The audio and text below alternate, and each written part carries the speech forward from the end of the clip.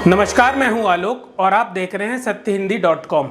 आइए नजर डालते हैं अब तक की सुर्खियों पर। उत्तर प्रदेश में समाजवादी पार्टी और कांग्रेस के बीच गठबंधन टूटना तय हो गया है। अखिलेश यादव की तरफ से 17 सीटों की ऑफर जा चुकी है, लेकिन अभी भी मुरादाबाद और बिजनौर में से एक सीट को लेकर पेंच फंसा हुआ है। सूत्रों की माने तो अखिलेश यादव के खेमे की तरफ से कांग्रेस को 3 दिन में फैसला लेने के लिए कहा गया है। समाजवादी पार्टी ने आगामी लोकसभा चुनाव के लिए उत्तर प्रदेश में उम्मीदवारों की घोषणा कर दी है। प्रत्याशियों की सूची में माफिया राजनीतिक नेता मुख्तार अंसारी के भाई और बहुजन समाजवादी पार्टी से सांसद अफजल अंसारी का नाम भी शामिल है।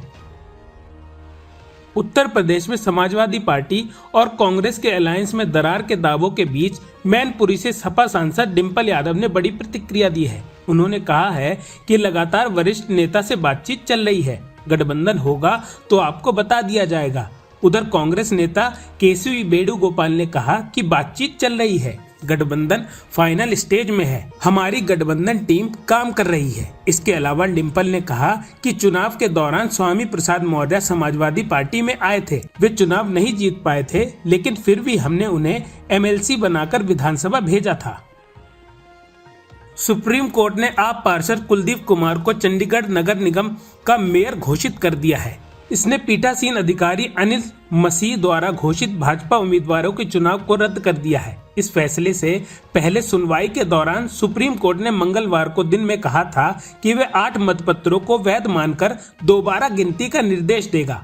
मुख्य न्यायाधीश डीवाई चंद्रचूड़ की अगुवाई वाली पीठ ने भाजपा और आप के बीच विवाद के केंद्र में पहले 8 अमान्य करार दिए गए वोटों की जांच की और कहा था कि उन्हें फिर से गिना जाएगा। उन्होंने कहा कि इन वोटों को भी वैध माना जाएगा और इसके आधार पर ही परिणाम घोषित किए जाएंगे।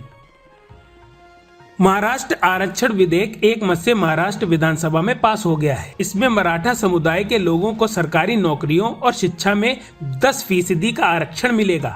विधानसभा के विशेष सत्र में यह विधेयक सर्वसम्मति से पास हो गया है। वहीं मराठा आरक्षण विधेयक विधानसभा से पारित होते ही लोग जश्न मनाने लगे।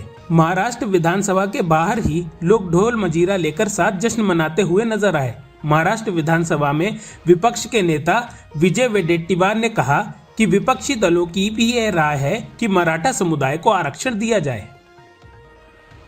महाराष्ट्र विधानसभा ने सरकारी नौकरियों शिक्षा में मराठाओं के लिए 10% आरक्षण प्रदान करने वाले विधेयक सर्वसम्मति से पारित कर दिया है। इस पर लगातार प्रतिक्रियाएं सामने आ रही हैं। एमएनएस प्रमुख राज ठाकरे ने भी इस पर अपनी बात रखी है। राज ठाकरे ने कहा, आरक्षण का मुद्दा केंद्र का सब्जेक्ट है, राज्य सरकार को अधिकार है क्या मराठा समाज को आरक्षण देना चाहिए। तमिलनाडु में 50% से ज्यादा आरक्षण सुप्रीम कोर्ट में सस्टेन किया है, 10% आरक्षण दिया है। ये सुप्रीम कोर्ट में टिकेगा क्या? सुप्रीम कोर्ट में अगर पिछली बार की तरह नहीं टिका तो क्या होगा?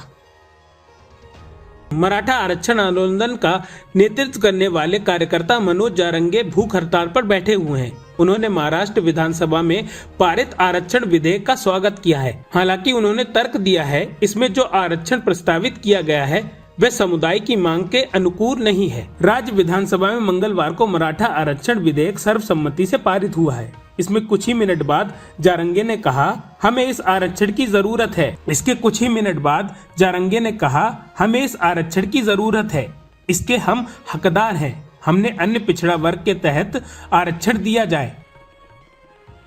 हाई कोर्ट के मुख्य न्यायाधीश की खंडपीठ ने मंगलवार को अदालत की अनुमति के बावजूद पुलिस द्वारा शुभेंदु अधिकारियों को रोके जाने पर नाराजगी जताई है।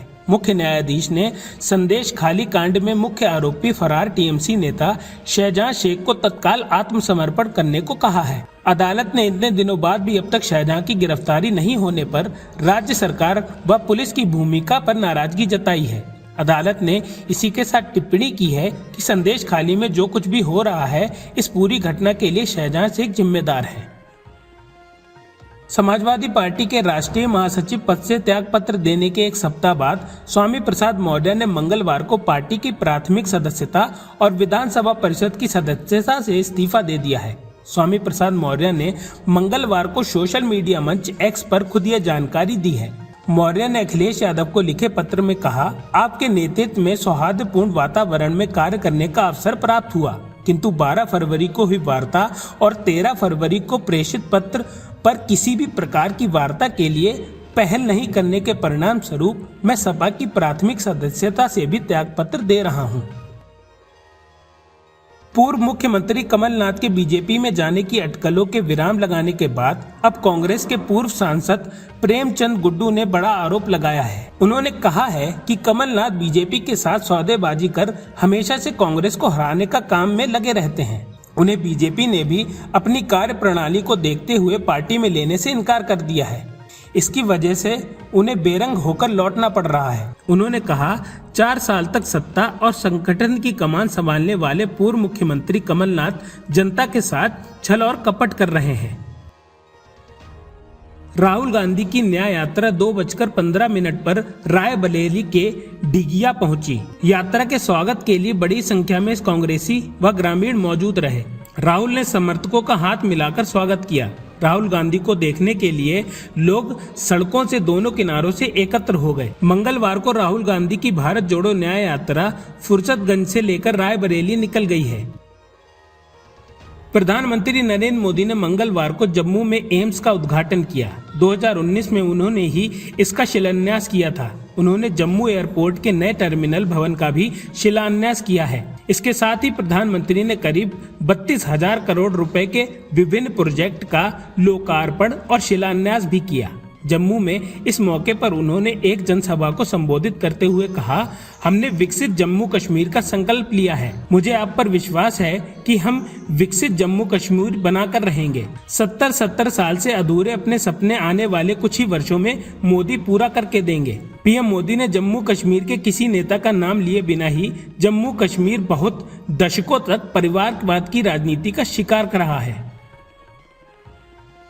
एमएसपी की कानूनी गारंटी सहित कई मांगों को लेकर प्रदर्शन कर रहे किसानों ने कहा है कि सरकार अब एमएसपी की कानूनी गारंटी के लिए कानून बनाए। किसान नेता सरवत सिंह पंडेल ने मंगलवार को केंद्र से 1 दिवसीय संसद सत्र बुलाने और एमएसपी गारंटी पर कानून लाने का आग्रह किया है। एक दिन पहले ही सोमवार को किसानों ने सरकार की उस पेशकश को ठुकरा दिया है जो उसने किसानों के सामने चौथे दौरे की वार्ता के बाद रखी थी। किसान नेताओं और केंद्र सरकार के बीच रविवार को देर रात तक चौथे दौर की वार्ता के बाद केंद्र सरकार ने किसानों को मक्का, कपास, अरहर और उड़द दाल पर एमएसपी देने का प्रस्ताव दिया था।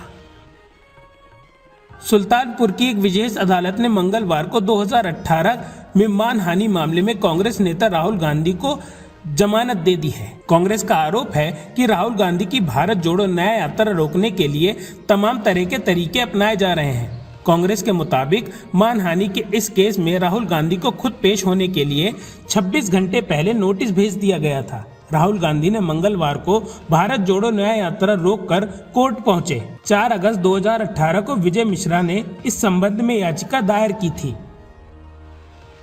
बिहार के पूर्व उप मुख्यमंत्री और आरजेडी नेता तेजस्वी यादव मंगलवार से जन विश्वास यात्रा पर हैं। 20 फरवरी को पटना से पूजा अर्चना करके उन्होंने अपनी जन विश्वास यात्रा की शुरुआत की।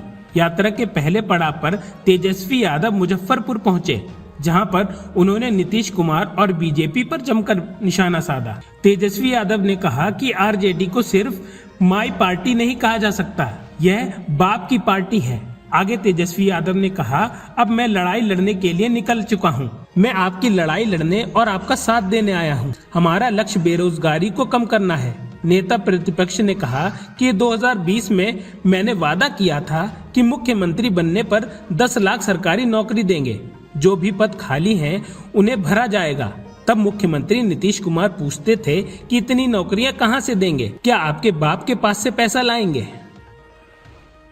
इंडियन प्रीमियर लीग का 17वां सीजन 22 मार्च से शुरू हो सकता है। इंडियन प्रीमियर लीग की गवर्निंग काउंसिल के चेयरमैन अरुण धूमल ने इस बात की जानकारी दी है।